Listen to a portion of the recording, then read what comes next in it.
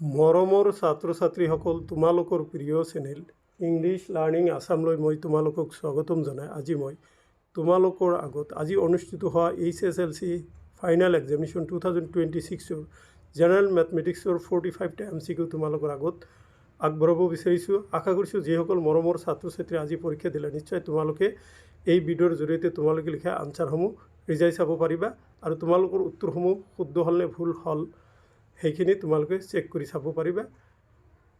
আৰু যিসকল মৰমৰ ছাত্ৰ ছাত্ৰী অহা 2027ত HSLC এক্সামিনেশ্যন দিবা নিশ্চয় তোমালোকৰ এই ভিডিঅ'টিয়ে মডেল কুৱেশ্যন হিচাপে কাম কৰিব। গতিকে বলাচোন মৰমৰ ছাত্ৰ ছাত্ৰীসকল, এই ভিডিঅ'ৰ মই তোমালোকৰ ছেট বিটো আলোচনা কৰিছোঁ। বাকী যিখিনি A, C আৰু D ছেট তোমালোকেও মিলাই চাবা। মই যিহেতু অসমীয়া ভাৰ্চনটোই তোমালোকৰ আগত আগবঢ়াম। দেখা শুদ্ধ উত্তৰটো বাছি উলিওৱা। ইয়াতে দিয়া হৈছে √2, √8, √18, √32 সমান্তৰ প্ৰগতিটোৰ সাধাৰণ অন্তৰ আৰু পৰৱৰ্তী পদটো হ'ব ক্ৰমে A √2, √46, B √2, √50, C √46, √2, D √50, √2। গতিকে শুদ্ধ উত্তৰটো হ'ব তোমালোকৰ B √2, √50। নেক্সট তোমালোকে কুৱেশ্যন নম্বৰ 2 লৈ আহা। কুৱেশ্যন নম্বৰ 2ত কোৱা হৈছে -4, 6 আৰু 8, -6 বিন্দু দুটাৰ পৰা সমদূৰত্বত x অক্ষৰ ওপৰত থকা বিন্দুটোৰ স্থানাংক হ'ব A ত আছে 0, -2, B ত আছে -20, C ত আছে 20, D ত আছে 40।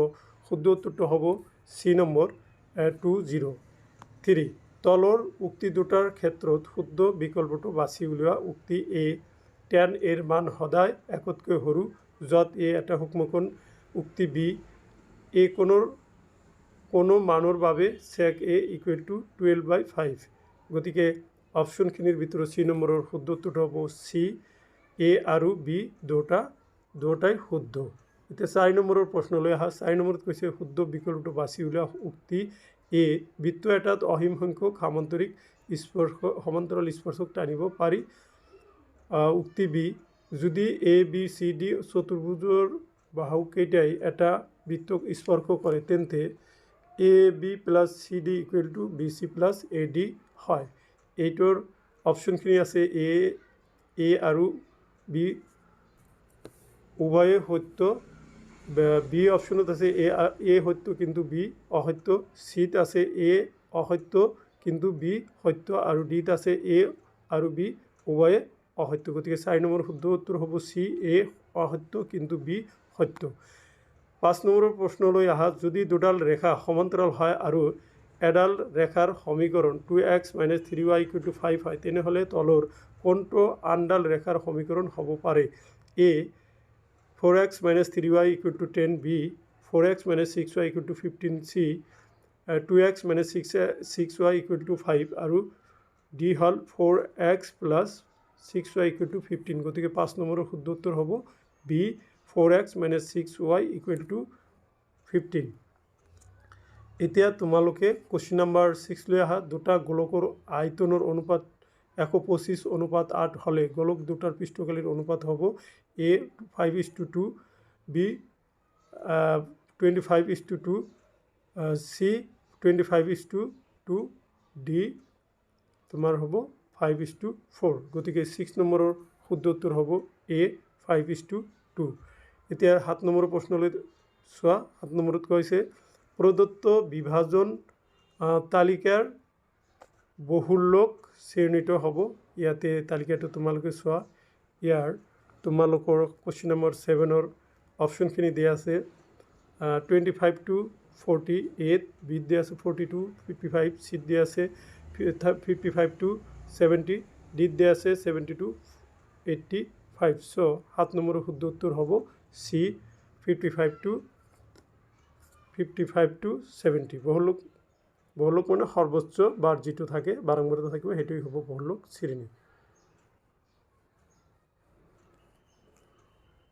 8 নম্বৰৰ প্ৰশ্নলৈ আহা।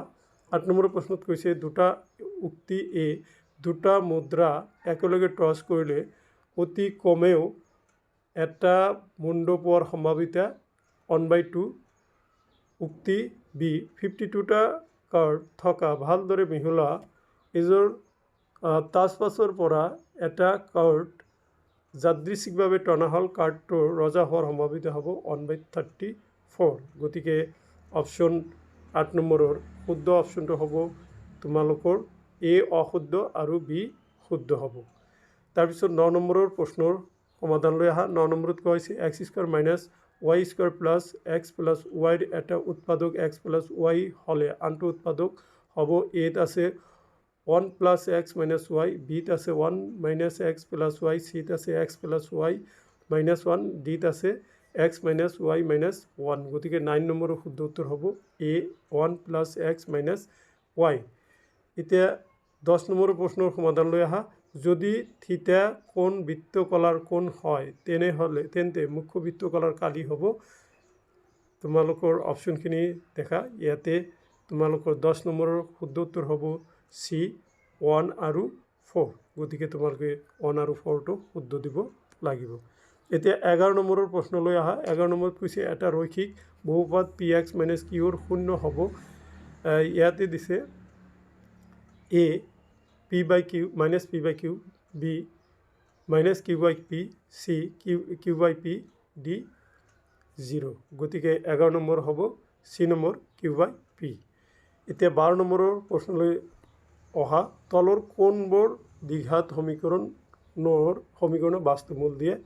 ইয়াতে সমীকৰণ 1ত দিছে x² মাইনাছ 2√3x প্লাছ 9 = 0, 2ত আছে 3x² মাইনাছ 4√3x প্লাছ 4 = 0 আৰু 3ত আছে x² প্লাছ x প্লাছ 1 = 0। গতিকে 12 নম্বৰৰ অপশ্যনবিলাকৰ ভিতৰত তোমালোকৰ শুদ্ধ অপশ্যনটো হ'ব ডি নম্বৰ কেৱল 2হে এইটো কি দিব বাস্তৱ মূল দিব। এতিয়া মই তোমালোকৰ আগত প্ৰশ্ন 13টো আলোচনা কৰিম। 13 নম্বৰ প্ৰশ্নত কৈছে তলৰ কোণটো সমান্তৰ প্ৰগতিত আছে আৰু সিহঁতৰ সাধাৰণ অন্তৰ 2। এ আছে 1² 3² 5² 7² ... বিত আছে -6 -4 -2 -0। তাৰপিছত চিত আছে 8 6 4 2 ... আৰু ডিত আছে এ 2a 4a 6a অসীমলৈকে। তাৰপিছত শুদ্ধ উত্তৰ হ'ব বি -6 -4 -2 0 ইত্যাদি। তাৰপিছত তোমালোকে 14 নম্বৰৰ প্ৰশ্নলৈ অহা 14 নম্বৰৰ প্ৰশ্নত কোৱা হৈছে যে চিত্ৰত x কোণৰ মান হ'ব। তোমালোকে চিত্ৰটো চাই লোৱা। এ আছে 60 ডিগ্ৰী, বি আছে 50 ডিগ্ৰী, চি আছে 70 ডিগ্ৰী, ডি আছে 80 ডিগ্ৰী। গতিকে শুদ্ধ উত্তৰ হ'ব বি 50 ডিগ্ৰী। এতিয়া 15 নম্বৰৰ প্ৰশ্নলৈ অহা 15 নম্বৰৰ প্ৰশ্নত কোৱা হৈছে যে যদি m আৰু n দুটা ধনাত্মক অখণ্ড সংখ্যা m = p q কিউব আৰু n = p কিউব q² আৰ্হিক প্ৰকাশ কৰা হয় য'ত p আৰু q মৌলিক সংখ্যা তেন্তে লসাগু mn × গসাগু mn = তোমালোকৰ এই সংখ্যা দুটাৰ পূৰণফল হ'ব। গতিকে তোমালোকৰ 15 নম্বৰৰ শুদ্ধ উত্তৰ হ'ব বি দেখা বি নম্বৰ হ'ব p⁴ আৰু তোমাৰ q⁵ হ'ব। অ'কে। তো 16 নম্বৰৰ প্ৰশ্নৰ সমাধান লৈ অহা যদি cot θ = 7/8 তেন্তে 1 + sin θ × 1 - sin θ by 1 + cos θ × 1 - cos θ = কি হ'ব? 16 নম্বৰৰ উত্তৰ হ'ব ডি 49/64। এতিয়া মই তোমালোকৰ আগত 17 নম্বৰৰ প্ৰশ্নটো লৈ আহিছোঁ। 17 নম্বৰত কোৱা হৈছে চিত্ৰত যদি ট্ৰায়েংগল ABCৰ পৰিসীমা 27 চেণ্টিমিটাৰ তেন্তে AP + BQ + CRৰ মান হ'ব। তোমালোকে দিয়া হৈছে অপশ্যন এত দিয়া আছে 7 চেণ্টিমিটাৰ, অপশ্যন বিত 54 চেণ্টিমিটাৰ, অপশ্যন চিত 13.5 চেণ্টিমিটাৰ, অপশ্যন ডিত 6.5 চেণ্টিমিটাৰ। গতিকে 17 নম্বৰ শুদ্ধ উত্তৰ হ'ব চি 13.5 চেণ্টিমিটাৰ। এতিয়া মই তোমালোকৰ আগত 18 নম্বৰৰ প্ৰশ্নৰ সমাধান লৈ আহিছোঁ। 18 নম্বৰত কৈছে 5 চেণ্টিমিটাৰ ব্যাসাৰ্ধৰ বৃত্ত এটাৰ পৰিধি হ'ব পাই = 3.14 তেন্তে এত আছে 3.14 centimetre, B 15.7 centimetre, C 31.4 centimetre আৰু ডিত আছে 78.5 চেণ্টিমিটাৰ। গতিকে 18 নম্বৰ শুদ্ধ উত্তৰ হ'ব চি 31.4 চেণ্টিমিটাৰ। 19 নম্বৰৰ প্ৰশ্নলৈ অহা যদি পি এ কোনো ঘটনা এৰ সম্ভাৱিতা হয় তেন্তে পি এ হ'ব A P A less than 0 P A greater than 0 C -1 less than or equal P A less than 1 আৰু 0 less than or equal P A less than or equal তোমাৰ কি হ'ব এইটো 1 হ'ব গতিকে 19ৰ সমাধান হ'ব ডি নম্বৰ 19 নম্বৰৰ উত্তৰটো তোমালোকে ডি নম্বৰ হ'ব 0 less than or equal P A less than or equal 1 এতিয়া 20 নম্বৰৰ প্ৰশ্নলৈ আহে এ 00 বি 60 আৰু চি 08 এটা ত্ৰিভুজৰ শীৰ্ষবিন্দু বাহু কেইডালৰ যোগ অনুসৰি ঊৰ্ধ্বক্ৰমত সজালে তলৰ কোণটো শুদ্ধ হ'ব এতিয়া বি নম্বৰৰ শুদ্ধ উত্তৰ হ'ব তোমালোকে D number A B less than A C less than B C এতিয়া মই তোমালোকৰ আগত 21 নম্বৰৰ প্ৰশ্নৰ সমাধানলৈ লৈ আহিছোঁ যদি 4x1 x2 x3 28 সমান্তর প্রগতি থাকে তেন্তে x3 মান কি হ'ব a 20 b 21 c 22 d 24 গতিকে 21 শুদ্ধ উত্তৰ হ'ব c 22 কেন্দ্ৰৰ পৰা 3 সেন্টিমিটাৰ দূৰত্ব থকা এডাল যাৰ দৈৰ্ঘ্য 8 সেন্টিমিটাৰ হ'লে বৃত্তৰ ব্যাসাৰ্ধৰ মান হ'ব a 3 centimetre b 4 centimetre c 2 centimetre d 5 centimetre গতিকে 22 হ'ব 5 সেন্টিমিটাৰ এতিয়া 23 নম্বৰৰ প্ৰশ্নলৈ আহা 23ত কোৱা হৈছে উক্তি এ যদি বহুলোক আৰু মধ্যমা ক্ৰমে 60 আৰু 66 হয় তেন্তে মধ্যমা হ'ব 64 যুক্তি মধ্যমা ইকুৱেল টু হাফ 1/3 বহুলোক প্লাস 2 মাধ্য গতিকে 23 নম্বৰৰ শুদ্ধ উত্তৰ হ'ব এ উক্তি এ আৰু যুক্তি আৰ দুটাই শুদ্ধ কিন্তু যুক্তি আৰ উক্তি এৰ শুদ্ধ ব্যাখ্যা হয় এতিয়া তোমালোকে দেখা 24 নম্বৰটো এটা চিত্ৰ দিছে তলৰ চিত্ৰৰ সহায়ত স্তম্ভ অনৰ সৈতে স্তম্ভটো মিলোৱা তোমালোকে চাই যাও ইয়াৰ অপশনটো হ'ব তোমালোকৰ ইয়াৰ অপশনটো 24ৰ অপশনটো তোমালোকে চাই লোৱা 24ৰ অপশন হ'ব সি অনৰ লগত কিউ 2ৰ লগত আৰ 3ৰ লগত এস আৰু 4ৰ লগত পি হ'ব তোমালোকে 25ৰ কোশ্চেন লৈ আহা যদি kx - 5y = 2 6x + 2y = 7 রৈখিক সমীকরণ জোড়ৰ কোনো সমাধান না থাকে তেন্তে k এর মান হ'ব কি হ'ব a -10 b -5 c -6 d -15 so 25ৰ answer হ'ব d -15 26 তলৰ কোণটো এটা অপৰিমেয় সংখ্যা নহয় এটো তোমালোকে 26ৰ c নম্বৰ √2 -√3 * √2 + √3 এটো অপৰিমেয় সংখ্যা নহয়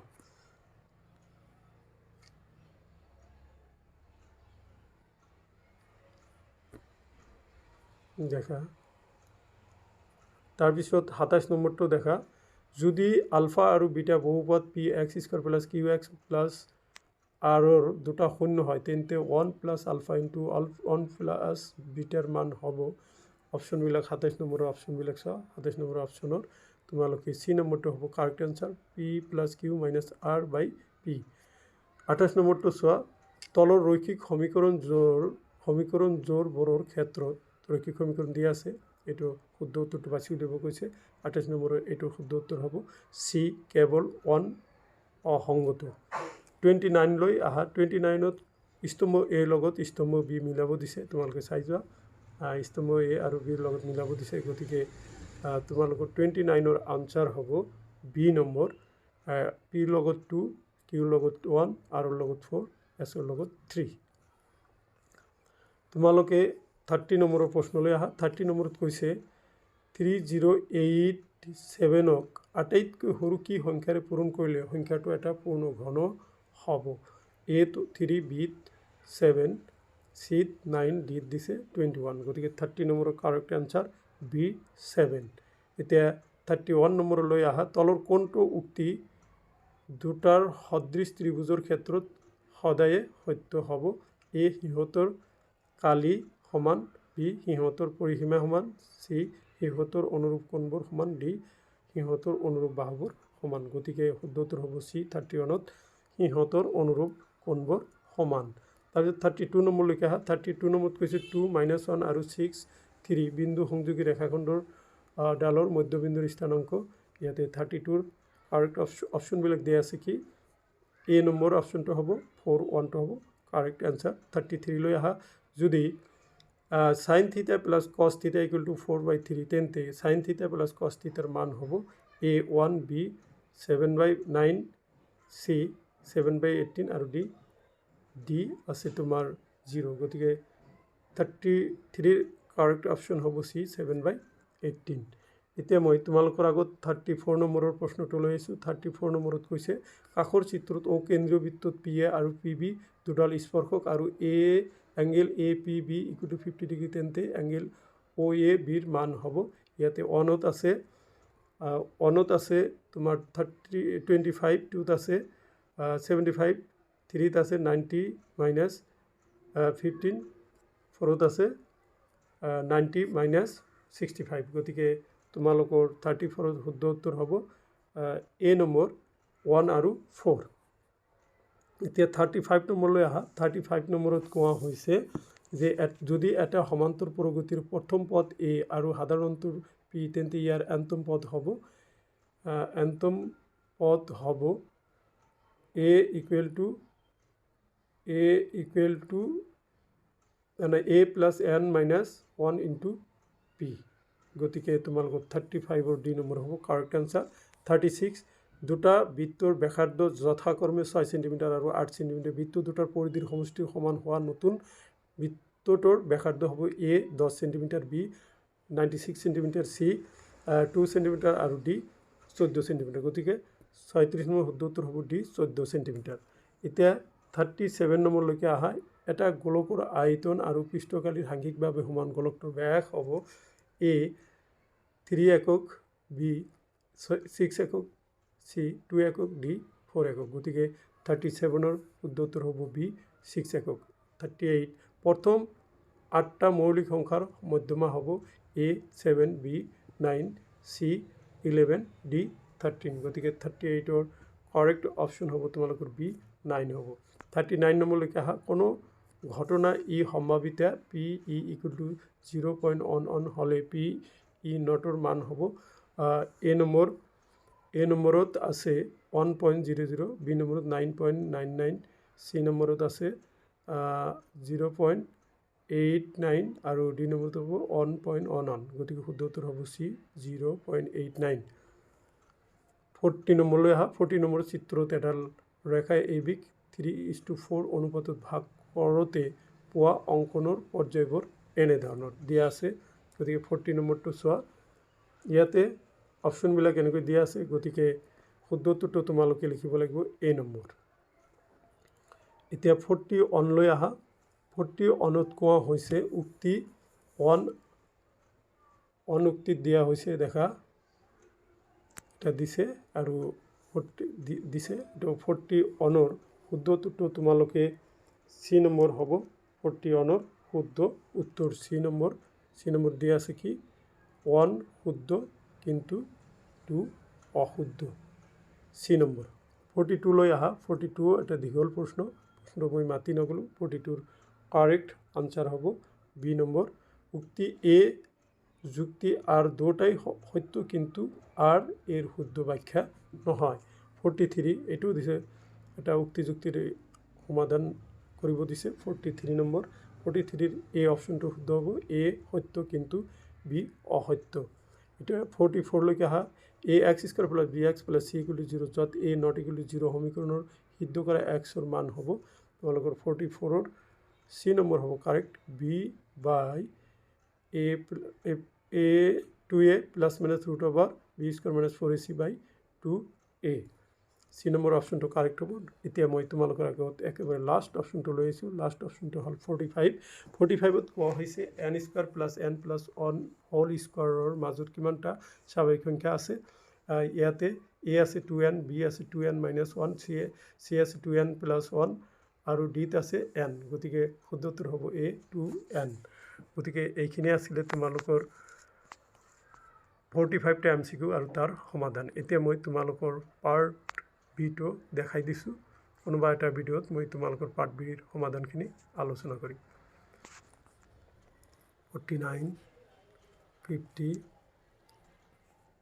আশা কৰিছোঁ তোমালোকৰ পৰীক্ষা ভালেই হ'ব লাগে তোমালোকৰ থিয়ৰী পাৰ্টটো সহজ হৈছিল MCQখিনি এনেকুৱাই হয় গতিকে তোমালোকে মোক কমেণ্ট কৰি জনাবা তোমালোকৰ এক্সাম কেনে হ'ল তো 57 58 অহা 23 তাৰিখৰ ভিডিঅ' মই তোমালোকৰ আগত ইংলিছ লাৰ্নিং আসামত আপলোড কৰিম তোমালোকে সেই ভিডিঅ'টো চাবা বুলি আশা ৰাখিলোঁ এতিয়া 60 নম্বৰ 61 সো এইখিনি আছিলে তোমালোকৰ HSLC এক্সামিনেশ্যন 2026ৰ মেথমেটিক্সৰ কোৱেশ্চন পেপাৰ আৰু তাৰ 45টা MCQৰ সমাধান এতিয়া মই MCQখিনি তোমালোকক সমাধান কৰি দিছোঁ তাৰ তোমালোকে স্ক্ৰীনশ্বট মাৰি ল'ব পাৰিবা মই এটা এবাৰতে যাতে স্ক্ৰীনশ্বট মাৰি ল'ব পৰা তাৰ ব্যৱস্থা কৰি দিছোঁ দেখা okay so my dear student এইখিনি আছিলে আজিৰ এই ভিডিঅ'ৰ বিষয়বস্তু থেংক ইউ সো মাচ